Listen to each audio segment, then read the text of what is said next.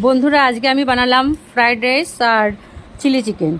তো সমস্ত সবজি টবজি যা যা লাগে চিলি চিকেনের ফ্রাইড রাইসে সব কেটে সব গুছিয়ে নিয়েছি। তারপরে ভাতের হাঁড়িতে জল দিলাম, জলটা টকবক করে ফুটছে। তার মধ্যে তেজপাতা, একটু গোটা গরম মশলা, একটু বিরিয়ানি মশলা, একটু সাদা তেল, তেজপাতা, একটু লেবু চিপে দিয়ে দিলাম জলটায়। তারপর টকবক করে ফোটার পরে চালটা দিয়ে দেবো।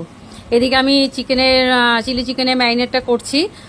সয়া সস, আদা বাটা, রসুন বাটা, একটু পেঁয়াজ বাটা, নুন, লঙ্কার গুঁড়ো, সয়া সস, টমেটো সস, দুটো ডিম, কর্নফ্লাওয়ার, একটু লেবুর রস দিয়ে ওটা চিকেনটাকে ভালো করে ম্যারিনেট করে রাখবো।